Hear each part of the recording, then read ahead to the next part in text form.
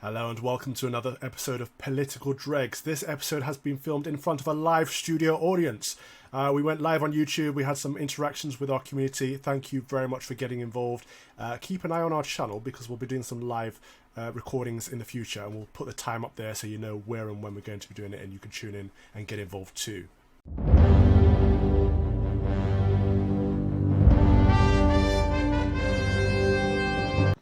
Hello and welcome to another episode of Political Dregs. My name is Calvin Robinson.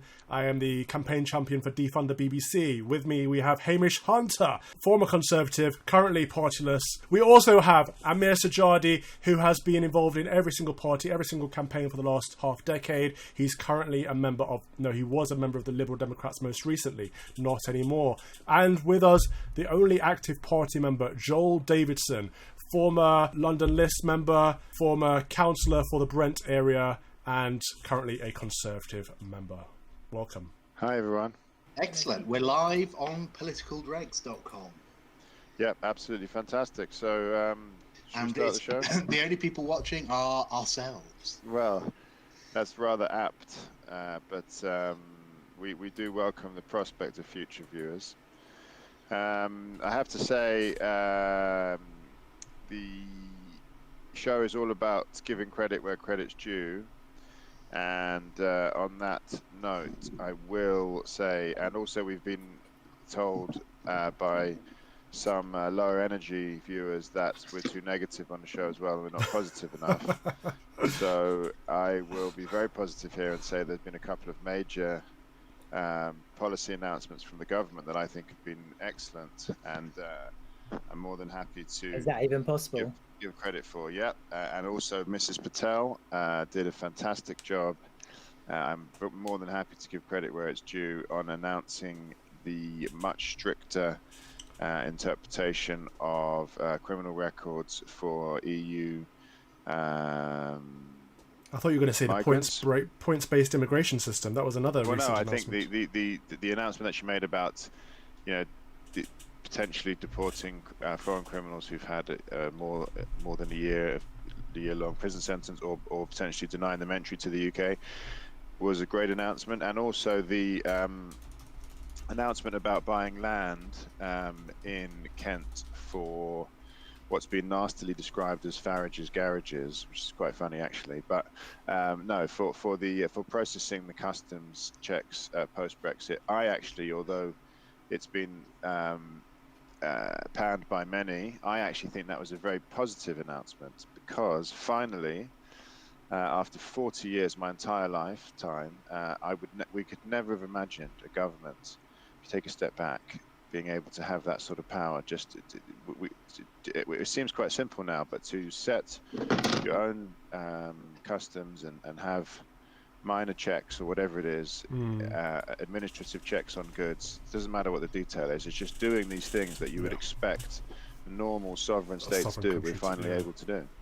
So I think that's very positive. And well, we haven't left yet, have we? And we're still. Yes, we have. Just the fact that even these things are happening, this is exactly why people voted to leave. Yeah, but at least you can say finally come January, and you'll say finally. No, but the fact that these kind of things are now happening. Well, yeah, these kind of things are now finally happening. These it doesn't kind matter of things what the details are. They should have happened with Theresa May. That's what should have happened. They could well have done, but the point is, this is when people go on about why did Brexit happen, etc. It is because the UK was unable to impose these kind of policies, just the basic normal things that you would expect a sovereign country to be able to do, and finally now we can do them. So it's quite extraordinary what we're seeing, but I'm very positive, so I'm very pleased about that. So not to mention, Joel, I thought you'd be very excited about the government's move against Huawei as well. We're finally giving them the boots. Look, we haven't even. That's another show altogether on that, and yeah, absolutely. But we were the ones speaking months ago, weren't we? Saying, look, we need to not deal with these companies that are high risk to our nation. We need to say no, thank you. And finally, the government's listened, and they've done it. Yeah, they have. It's fantastic. I wrote several articles about this, and I said at the time was very disappointed when the vote went through to allow the Huawei amendment, whenever it was in February, one of the first parliamentary votes. Said the government needed to think again on that. Thankfully, they have. Whether it's to do with the US or not, doesn't really matter. The point is the correct decision has been made there. And yeah, I think we've got to have I think now we can finally accept that there has been a concerted attempt from the Chinese state to infiltrate this country using many different institutions, and it had to stop. And we saw ultimately the consequences of that with the real mess we've got into with Huawei, and also I think with the nuclear industry, because that's not going to go away either. Why, once we've accepted that they're too dangerous to build our 5G, can't trust them with their 5G. Why can we trust them with nuclear plants? Absolutely. That's the key question at the moment, yeah. I think. But on the note of positivity, we have got a lot of good things going on. Like you said, we've got those 2 announcements from Preeti. We've got the 5G thing going on. We've got a lot of good news. This is a Tory government doing conservative things. Yes, we should be celebrating. Another thing we've been calling for. Yes, fantastic. They've got the majority. Let's see some Tory policies. Finally, we're seeing them. Happy days, don't you think, Amir? Yes. Woo! Oops. Happy days. Pretty Patel's sorting it out. Exciting. God, well, you're all a bunch of positivity today. I mean, I am not feeling so positive. I've been quite distressed by the recent fumblings that the government have been making around the coronavirus ongoing pandemic, particularly this requirement now from next week that we're all going to have to wear face coverings or masks or muzzles when we go into shops. And at the moment, this is a requirement for public transport. And the reason I find it depressing is I don't really like the government saying that I have to wear a mask. But actually, if it's good for stopping the spread of the virus, why the hell haven't we been doing it for the past 4 months? I mean, it's just extraordinary. I mean, the idea that now, I mean, I've been going to supermarkets and stuff all throughout the lockdown, not wearing a mask because, I think at the very beginning of all this, we were told that it wouldn't help or actually potentially could be bad. Now, when we seem to be at a tail end, and yes, I appreciate there's going to be, we've got to be careful about risk of a second wave, but we're all told we're going to have to wear a mask. And if you question this, the sort of, cucks on Facebook and Twitter going like, oh, if you don't want to wear a mask, you're killing everybody. Well, have they been wearing a mask for the past 4 months? Yeah, no. Yeah. But it's all so cack-handed and pathetic. I just don't know. The government hasn't, I thought the government was doing reasonably well at the beginning of all of this, but if they've just got no clue what they're doing. They have no idea. They're really a bunch of incompetent yes people who shouldn't be running our institutions and our establishments, really. I can't get too excited about this masks issue, I have to say. I mean, I think either way. I think, yes, if it helps to restore confidence and enable people to feel that they're more confident when they're shopping, then I suppose it's a good thing. No, you're right, Joel. Getting people to wear masks is a positive thing because it's going to restore confidence, because people can go, okay, I can go somewhere now and not worry too much about catching something. But are you going to feel that? Do you feel that? If you feel that, why haven't you been wearing a mask before? If everyone wears a mask, I will wear a mask. If no one's wearing a mask, why the fuck should I wear a mask? Yeah, sure. But then there's also the enforceability side of this. So how would it work? So if you were in a shop without a mask, and someone told you, the shop assistant told you to put the mask on, you refused, then they called the police. Then the police came and said, can you put the mask on? And you said, I don't have one. Look, you've got 2 choices. You either tell them to bugger off. You either tell them to bugger off. You either just let them shop without the mask, or you call the police. I don't see any shop owner going to call the police on their customers. Well, exactly. I don't see any shop owner going to refuse entry to people trying to purchase. And so that's it. You know. All right. So look, I have been wearing a mask. I haven't been in any public building without a mask since the beginning. Really? Yes, I've been very careful throughout. The issue I take with this whole mask debate is it's so extreme on either ends. Twitter's just pissed me off over the last few days because people I really respect on both ends of the political spectrum are going nuts about this. We've got all the libertarians are saying, no, our freedom is, we're being oppressed, don't wear a fucking mask. And then we've got the people on the other end saying, oh, you're all killers, murderers, wear your fucking masks. It's like, seriously, everyone, ridiculous. Everyone calm the hell down, first of all. So the science is all over the place. The science from the beginning has been, and that's because all of the tests to do with masks have generally been about PPE as a whole. So anyone that's had a test to see if masks help in prevention of diseases, they've usually been wearing other kinds of PPE at the same time. It's never been just a mask, and the ethics around testing that now are troublesome. So no one truly knows how much of a difference it makes, but we can see the results from countries that have enforced masks from the beginning, and the results have been positive. So it looks like, given the benefit of the doubt, it looks like masks can be helpful in prevention of the spreading of this disease. So given that, I think we should be wearing masks. But the only problem I have with that is the regulation side of it, being forced to wear. It's like I say, I've worn a mask the whole time, but now that it's law, now that I have to wear a mask, that sits very uncomfortably with me. Yeah, but this is the exact thing, and I just want to interrupt this to say that we've got our first live comment from a viewer. Hey. In. Lord Thurlow from East Anglia University is tuning in. He's watching us. Hello, Lord Thurlow, and he says, "Hi, Lord Wolf." He says it will be yellow stars that we're ordered to wear next. Don't say you weren't warned.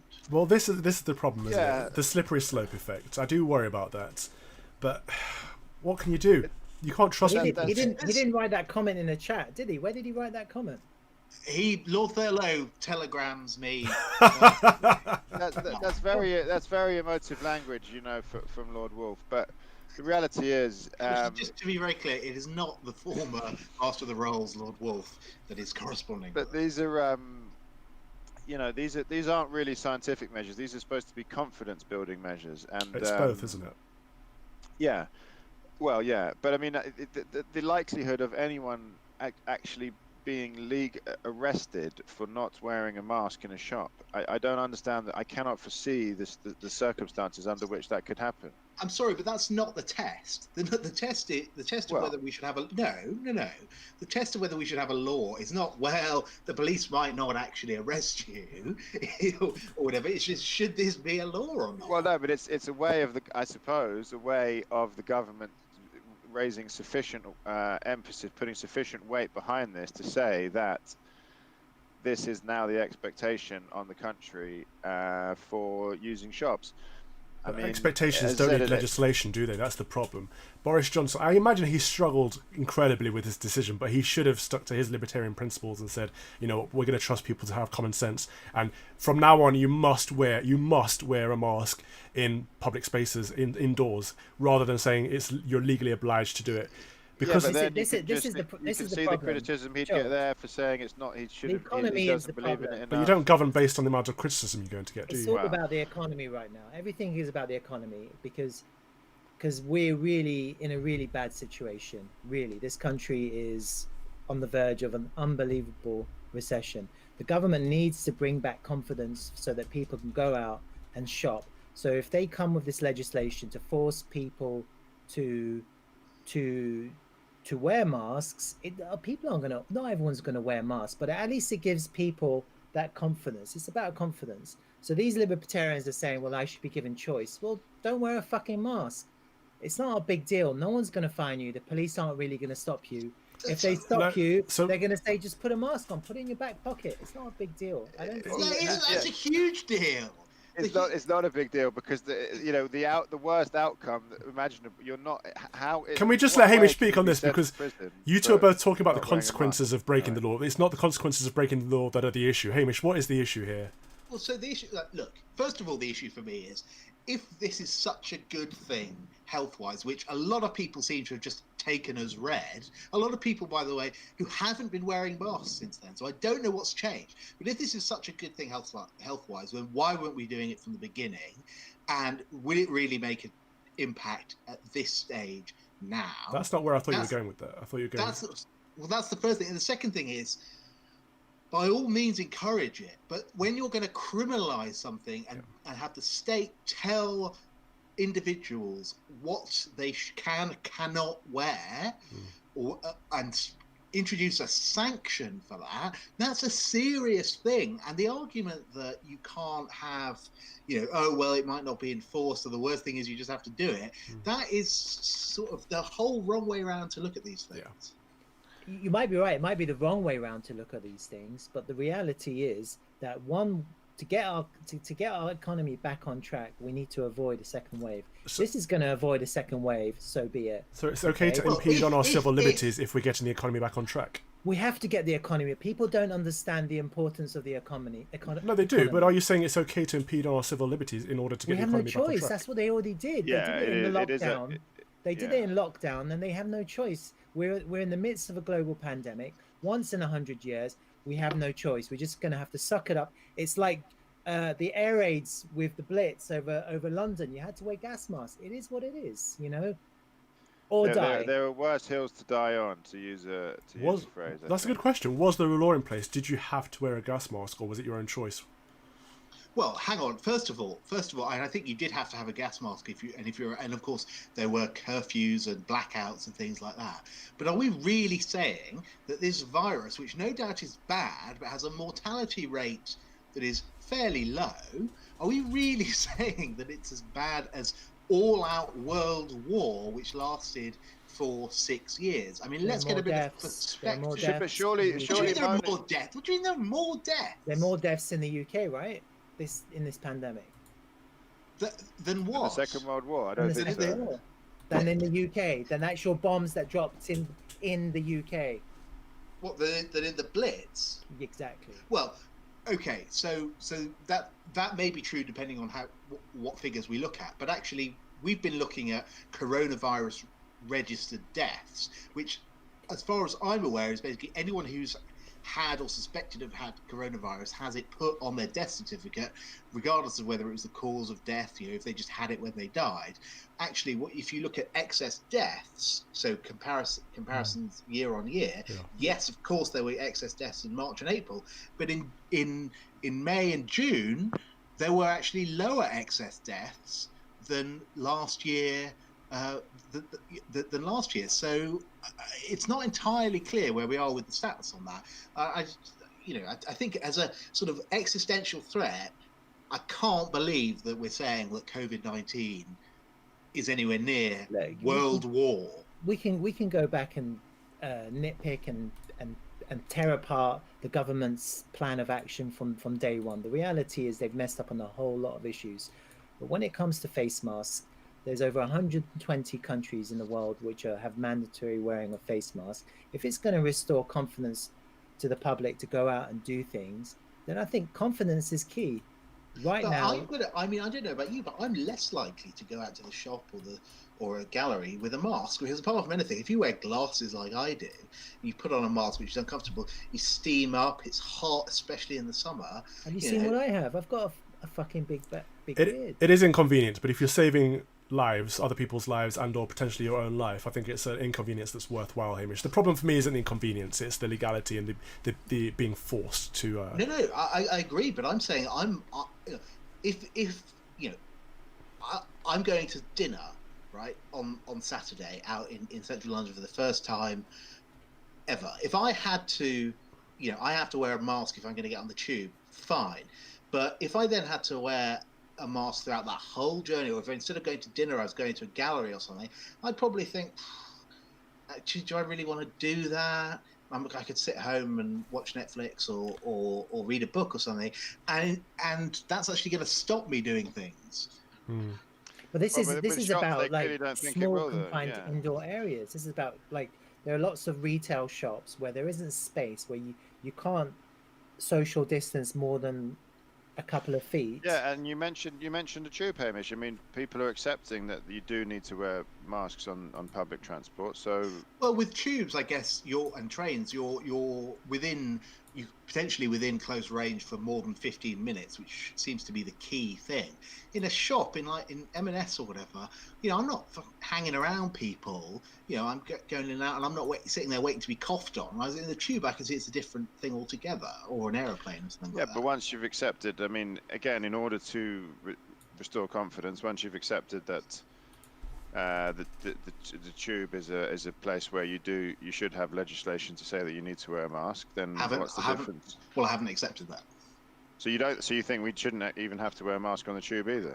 I think there's a difference between saying please do this and if you don't do this, you're going to be fined and potentially have your collar felt by the police. Yeah, I mean, but that is the difference of what the coronavirus legislation has changed in this country, potentially irrevocably. I mean, that we have crossed the Rubicon in a way, and that's hugely worrying. I think you're over exaggerating the concern. I think because regardless of what the mortality rate, regardless of the excess deaths and the stats, the fact of the matter is that whether this virus is as deadly as people say, the people who have died at the hands of this virus have died a gruesome, ugly death. And so on that matter, on that fact alone, I think we should do whatever it takes to stop this. Yeah. The death of being separated from your family, being in your bed alone, not being able to breathe, then ending up in a coma and then dying is terrible. I think. Of course it is. Absolutely. Of course it is. And there's absolutely no way that I am underestimating that. But that doesn't mean that we do this, right? That doesn't mean that what else could we do then? Let me ask you that. Oh, hang on. What would you suggest? What would Prime Minister Hamish Hunter do? Well, starting from now, I think actually what we need to do is we need to get people back to economic activity. And if the suggestion is that masks will help that, then by all means recommend wearing masks. But I wouldn't use legal enforcement powers to do that. What I was going to say on the previous point is, you say it leads to a horrible death. Absolutely. So do a lot of things. But, for example, we don't ban the sale of cigarettes, even though we know that cigarettes are linked to lung cancer, and lung cancer is a horrible death. Yeah. Because there is a margin of risk and risk appetite and responsibility that we take in our lives. People... But that's not entirely true. We did ban the smoking indoors because of the dangers of secondhand smoke. Because, okay, you can kill yourself, but you shouldn't be jeopardizing the people around you. And this is exactly the same thing. Well, we don't ban cars. We ban smoking. We're just going to ban smoking outside pubs as well, and that's proved quite popular actually in this country overall. Banning smoking, I would say. I just think that if you're right, Joel, that one of the consequences of this is that we accept, or we in fact seek, a greater level of intervention from the government, and we sort of devolve our decision-making and risk appetite and responsibility to the government, then that is an infantilizing step for us as a country. Yeah, I mean, there is that risk. That is the consequence, however, of the pandemic that we've had, and the fact, the interconnectedness that we have now with all these countries, and the fact that the government's taken on such extraordinary powers. Well, and it did so, by the way, it did so without a whimper of dissent, apart from a few people who you might stereotype unfairly as David Davises. Steve Baker gave a very good speech in the House. Steve Baker's. But this used to be a podcast. He's Brexit hard man, Steve Baker. He's not a right-wing crank. He's one of the key Sound guy. Key very sound figures. guy. It isn't just about people who live here. A large part of our economy is our tourists. So to give people the confidence to come back to the UK, come back to London, spend money, live. Yeah, I mean, it's raised awareness. As I said, making it a law has raised awareness of the issue and the topic a lot more than merely saying we recommend this. It's now got everyone talking, everyone focused on. Do you accept that obesity is a bigger killer than coronavirus? Of course. Well, very much so. I mean, obviously both are linked. So why are you not advocating banning McDonald's, Burger King, KFC? Because you eat McDonald's, you die, but you don't eat McDonald's and then kill people around you. That's the difference. And there's not a direct link either. There's other things, exercise, etc. Okay, why are you advocating government mandatory exercise, daily exercise? I mean, how far do we push this, right? We do for children, but I mean, it may go down that path, Hamish, eventually. And how would you feel about that? I mean, I think it's a good thing, because I don't think it's a good thing that people are forced to exercise, but I think the problem has to be solved earlier on with education, so that people understand the consequences of their actions. Therefore, that when they do stuff like go to McDonald's and not exercise consistently, that they understand what's going to happen at the end of the day. The problem is there's a lot of people out there who don't really know what's going on. They're not like us. They're not like connected to Twitter, connected to the news, and they have to be told. This is the most Remain argument I've ever heard from you. Like, these little people, they don't understand. We need to tell them how to live their lives. It's bullshit.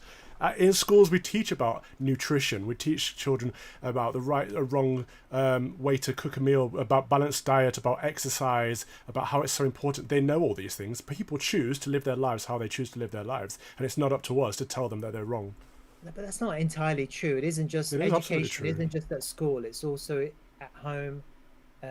Just like we saw with that young kid who sent that racist tweet just last week. The 12-year-old who was arrested. You know, it's not just about education. That kid must have heard a million times that racism is bad, but he still did it. Yeah, so because people choose to do what they want to do. There's nothing saying that kid has been taught to be racist. That was just his views, and he made a joke online. He hasn't been taught, but he has learned it from somewhere. Okay, this is all very. I feel like I slightly derailed this episode by saying that I wasn't feeling positive because of this particular issue. But no, Hamish, I'm surprised, because this podcast used to be like, no, the Tories are banning stuff again, and we're standing up to this. We don't want this authoritarian nonsense. And now we've got these two guys saying, yeah, let's just tell everyone how to live their fucking lives. I know the self-described liberal. I mean, it's not that at all. I'm not really. Look, if people want to die, they die. That's their choice. At the end of the day, though, I think it's about the economy. Whatever it takes to get the economy back, that's the most important thing. Yeah, I'm untroubled by it. I mean, I just keep forgetting it anyway. I've been to a number of shops, and I always leave the mask in the car, and just keep forgetting it. So I mean, it's just going to be. I just question how you can really adhere to this, and so therefore I think people are taking it too seriously. It's a mark of. I just wonder how you can say that. How you can say that when we have seen the police officers get lusty for trying to poke around people's shopping in supermarkets and order them out of their own front gardens. I mean, these people are tin pot Hitlers, ready to go. They're dying lakes. They're snooping around. They love it. The idea that no one is going to get fined, believe you me, the police are going to be out there, because of course it means they don't have to do actual, real crime.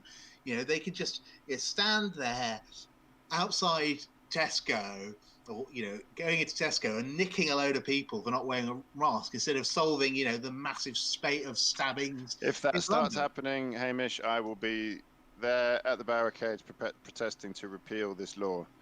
But let's see. I guarantee you we will see the first fines on the 20th. And I want to see the circumstances under which those fines occur. I mean, but yeah, sure. If that keeps happening, then we'll look to repeal it. But for now, I just think it's too late then, wouldn't it? But this is only temporary. This is only going to be. Oh yeah, income tax was only temporary as well. Well, yeah. Well, that's another positive. Stamp duty's gone. Yes, another one, Rishi, for Briefly. I mean, it's just, every time. I mean, you just got to understand history. Every time any government or state has encroached on people's freedoms, they've done it in the name of health and safety and security. Or national security, yeah. It's not like, the idea that the Nazis or whatever, and I'm not comparing this to the Nazis, but any totality, it's not like, in the past they were like, yeah, we're evil bastards, and so we're going to do this. It's always cloaked in, this is good for you, this is good, it'll protect you. This is how it always happens, and we fall for it every time. Hamish, if you go to a hospital, would you wear a mask? If they told you have to wear a mask, would you say, no, well, I'm not going to go then? Of course. Okay, so what's the problem? I don't know how more clear I can be about this. I have no problem with the guidance. If I go to a hospital and they say, please wear a mask. But what if someone says no? If someone said no and then... No, and starts coughing in the hospital. Please leave the hospital. Okay, you refuse entry, right? So you're saying the problem is the fine, the legislation? Or the problem is the state having the power to criminalize, whether it's by fine or whatever. That is the problem. It's a bit like saying. Of course, the state has the power to criminalize and fine. It's about giving the state in general. That's the exchange. We exchange a bit of our freedom for this kind of civil society. That's the exchange that we've made.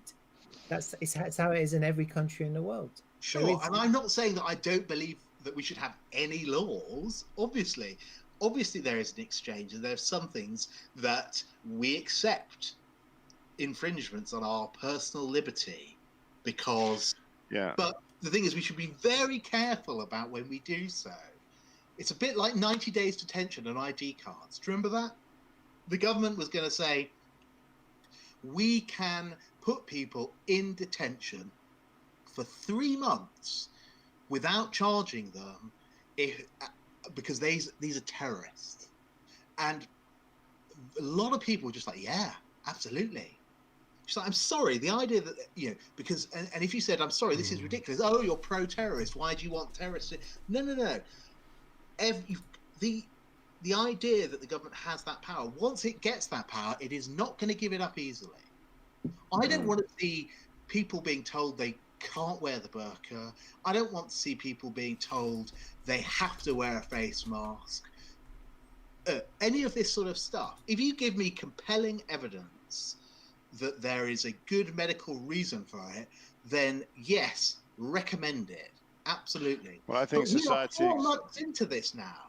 No, I mean the timing is one thing to question, but social cohesion is important as well, and as we've seen, and I just think this is one part of that. You can question the timing, but frankly, I would muzzle this discussion on muzzles now because we just. Bye, Hamish. Bye, Hamish. Oh, see, he's so muzzled, he's taken off his. Yeah, no, look, just chill out. We're getting muzzled up. Cool. Oh, here we go. Perfect. This is what you want, isn't it? This is what you want. I can't see a thing anymore. This is absolutely what you want. This is like the hellish. So look at what's happening. I mean, that's a fancy one. It looks like an old woman's brassiere. It does. Alex just said, "Hey boys," in the chat. What's good, Alex? Hey, Alex? So the question for Alex is, what do you think about masks? Do you think it's right or wrong that the government's about to enforce mask wearing? And then should it be punishable by fine or other punishment? Prison, execution. Punishable by death, bloody hell.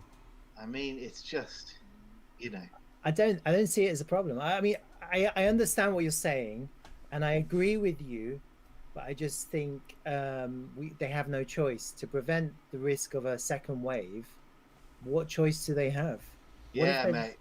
Terror is the order of the day. And do you know there was a report recently, and a scientist discovered that the coronavirus COVID-19 is actually most virulent at 4 degrees above zero.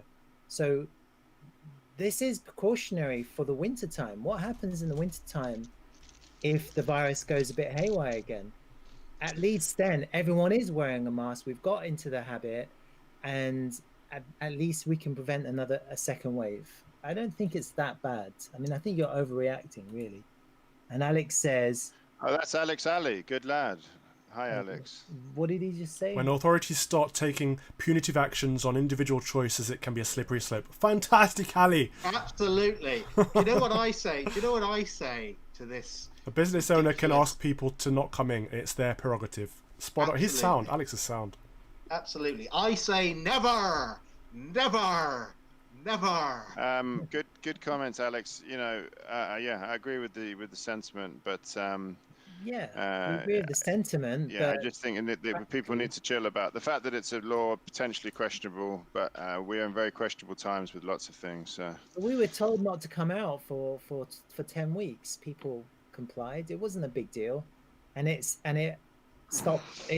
We flattened the curve, you know. And look what's happening in America now. America's like fucked basically with the coronavirus. And even though the mortality rate's gone down because we know that there are 2 drugs which have some kind of effect, the reality is that we don't know if this virus can mutate. We don't know how it performs in the wintertime or when the weather gets a little bit colder. There are other factors at play here. I think taking precautions and doing whatever we can to give confidence to people to go out and do stuff like shop and buy things and get our economy back is the priority. If we don't have an economy within the next year, then everything is going to fall through the floor, really. There you go. Yeah, well, it certainly will, and we'll get even more malevolent forces unleashed. So let's see. But look, overall, great stuff this week. Really has been, and you know, the Huawei decision, absolutely excellent. And you know, it's just good to see. You know, we have been calling for strong government action on this show for a while, and we're beginning to see it. So, you know, and alongside that comes some policies that, you know, certain sort of libertarian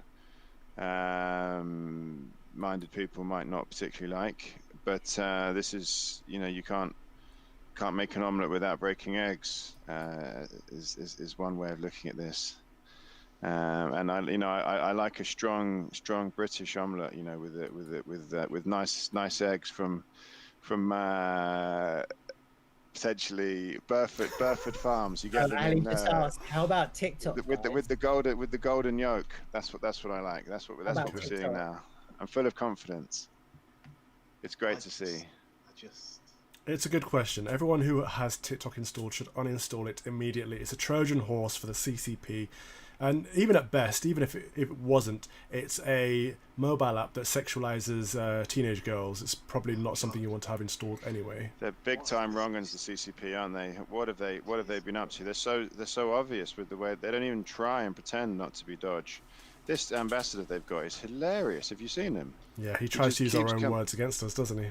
He's hilarious while posting on Twitter, a platform that's banned in China. Indeed.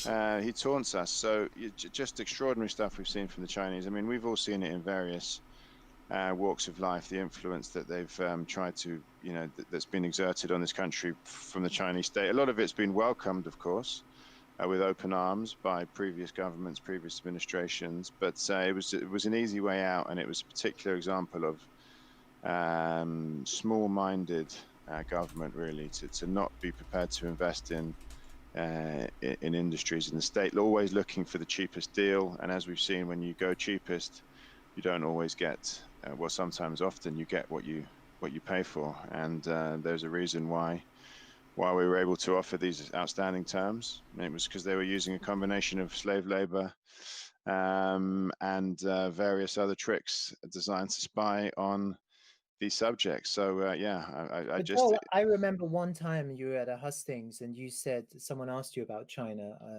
I think it was the Brenton Harrow GLA hustings, and you said, yeah, we should retain our friendship with China. We should be a critical friend. Has your I did say what a critical friend. view Yeah. changed? And no, No. it has. It certainly has. I mean, I think that theory was of its time potentially. The idea was, of course, you could influence them from the inside. You could try to impose democratic norms, liberal standards, Western standards of doing business with them, and that would in turn help to liberalize the society.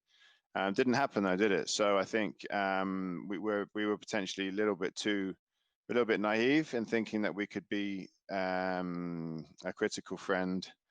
We'd still like to be a critical friend, but we were a bit naive in thinking to the extent to which we'd be listened to as critical friends, should we say, and therefore we shouldn't have proactively sold off so many of our assets to them at such favourable rates and welcomed their very generous hospitality and overtures in quite as enthusiastic a way as we did.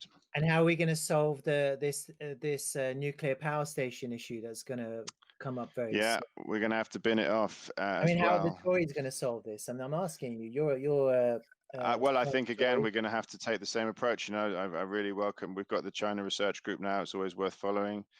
We need to keep pushing for.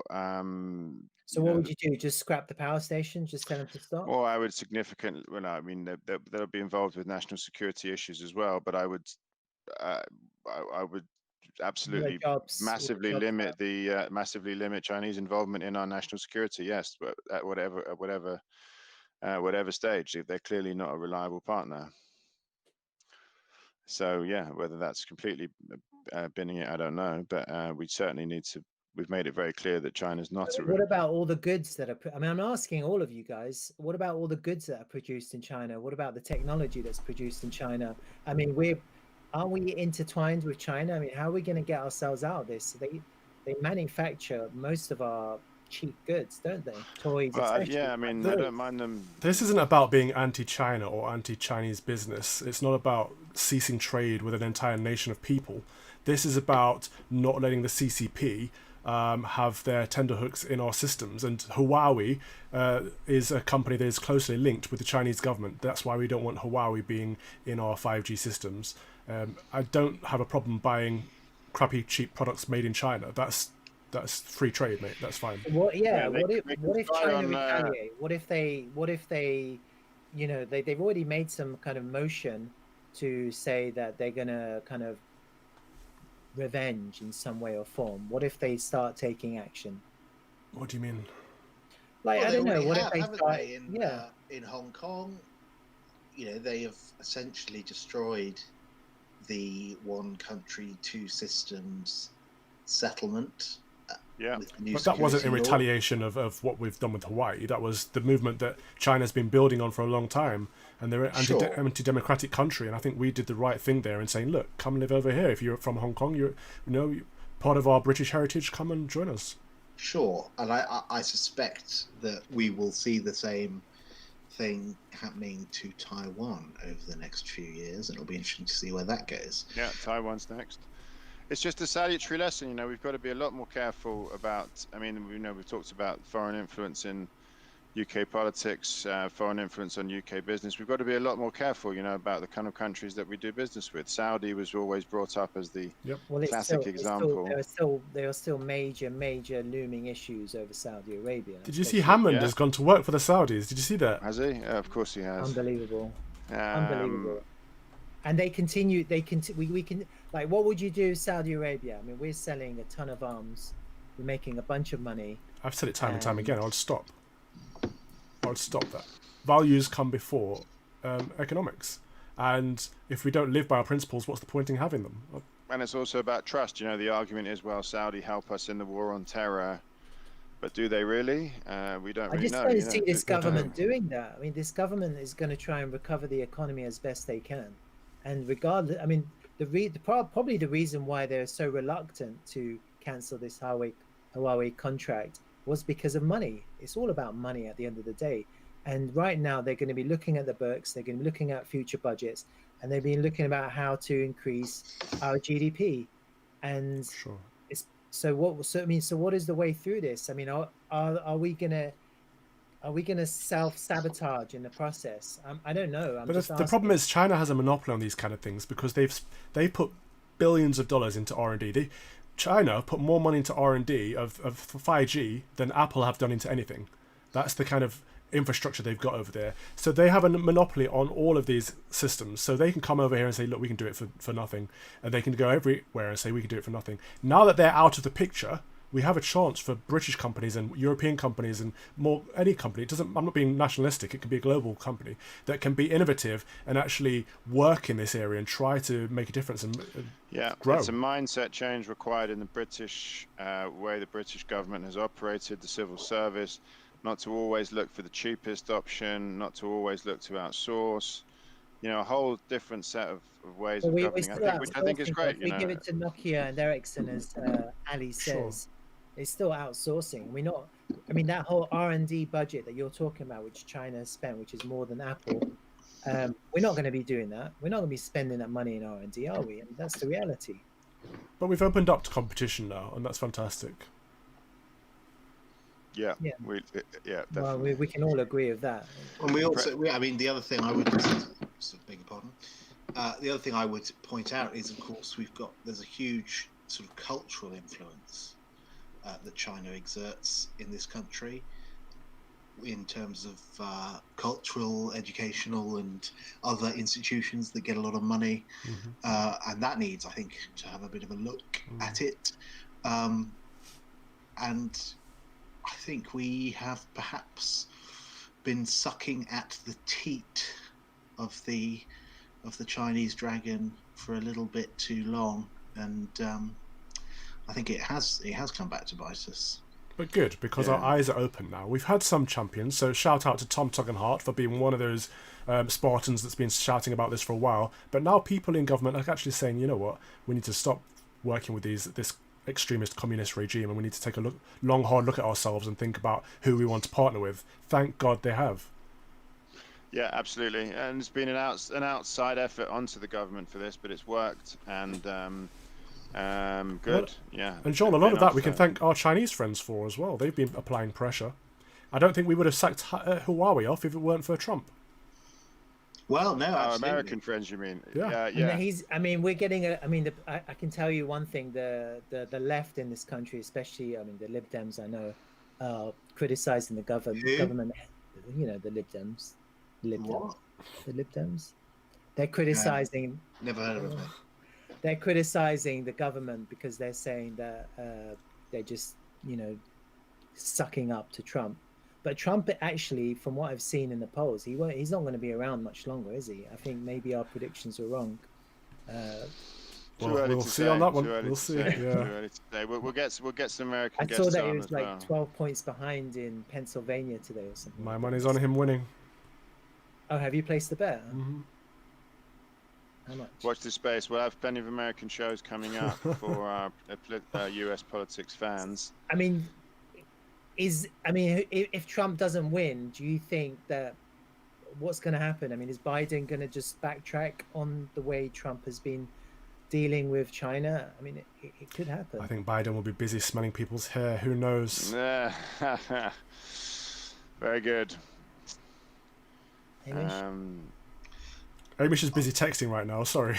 I'm not texting. I'm listening to the illuminating discussion about slagging off Joe Biden and people's smelling hair. No, it's creepy as hell, isn't it? I think we need to. I think we need to address that in another episode. Okay.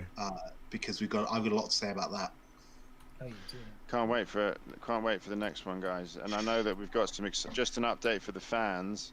We've got some really exciting guests coming up as well, because we know we had Claire Fox. We've had 2 MEPs on the show now, but we're looking to increase that as well. So we had a celebrity gamer. We've had a BLM Labour Party member activist.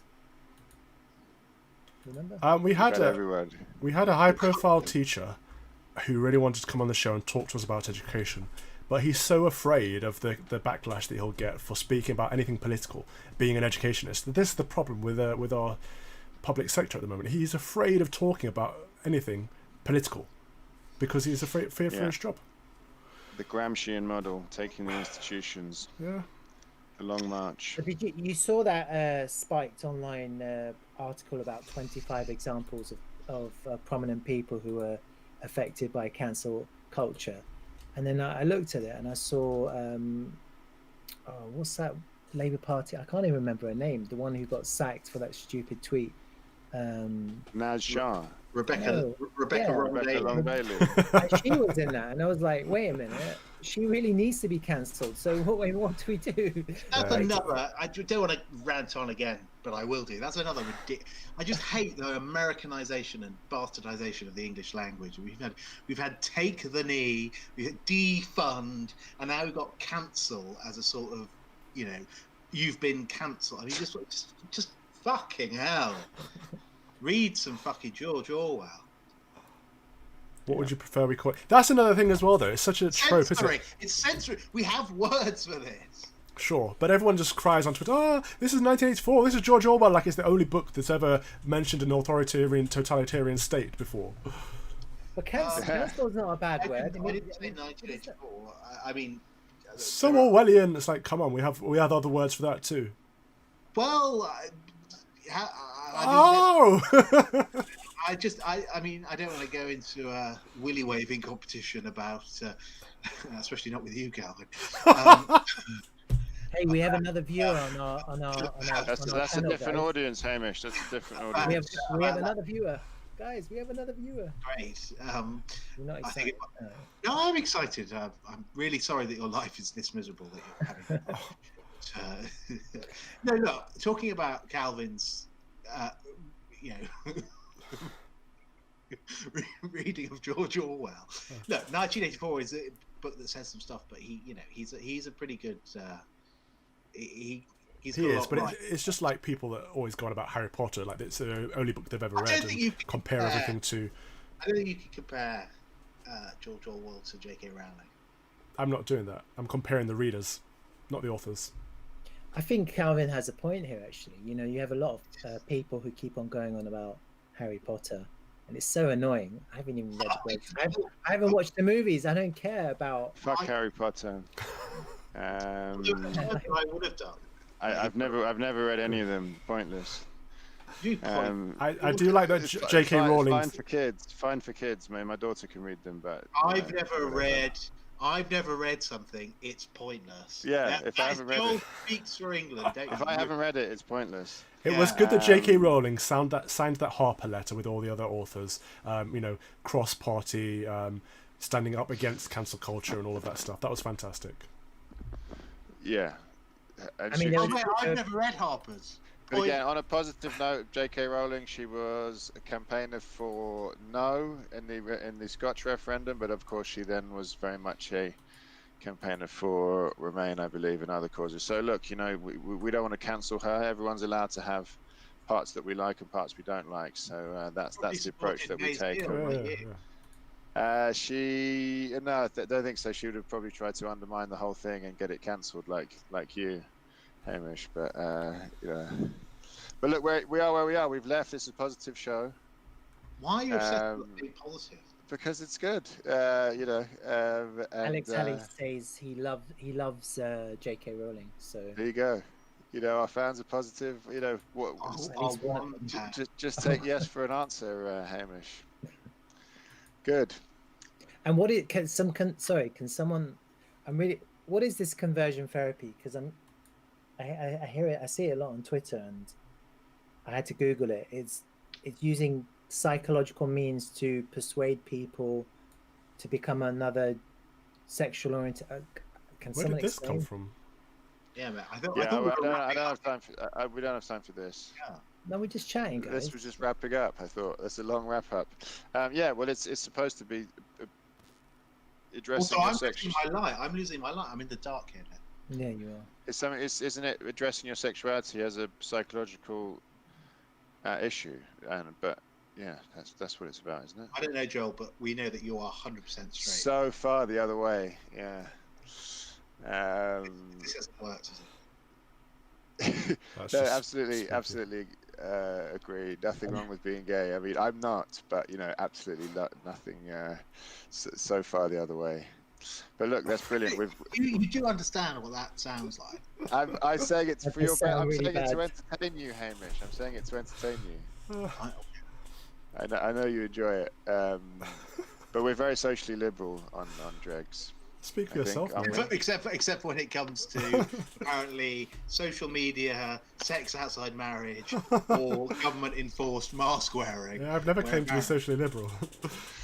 I very much support gay marriage, same-sex marriage, because I believe in marriage. So there you go. What does that mean, Joel? What does that mean? Is that where we've got to? Could you wear a mask like that? Does it have to? I mean, is there going to be? Oh, there's going to be legislation people to say doing that, isn't there? On your mouth and your nose. I mean, that's a question, right? Because you can say I'm wearing it on my head. I've got such a big nose that I'm going to have one for the nose and one for my mouth. Well, I think we should say thank you to everyone who's been watching on the live stream. We appreciate that. This has been a test to see how it goes. We're running out of steam a little bit now. We've enjoyed having conversations with you. That's been great. So thank you for commenting.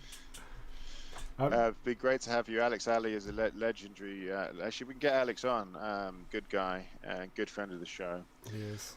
But we'll be producing this in packaged format as well for our traditional content. So look out for that. There'll be some choice lines, I'm sure. We don't need to do friends of the show because we've got Alex and we got the friends of the show watching. So that's good. Amir, how do you cut this? Do we need to do an intro and an outro? I have no idea. I guess so. Do you want to do it? Do you want to stop it and then do it separately, or do you want to just do it through the stream? Can you add to the YouTube video? To the same one? No. I don't know. Let's just leave it as it is then. Yeah. All right. Well, thanks for watching, everyone. Thanks for watching. Thanks for watching, Dregs fans. And we're going to try and do a live show in the future at a regular slot. And then we're going to try and get more interaction and more kind of develop a bit of a community if possible. And it shouldn't just be about us and our views. It should also be about getting everybody to bring their views to the table. As long as they're the right views. There is such thing as community. All right. See ya. Thank you very much for watching. This has been another episode of Political Dregs. We'll see you on the next one. Please like, comment, and subscribe. Bye-bye. And there's a subscribe button, bottom left. Subscribe. Please do subscribe. That way. Great guy. I think you nailed that.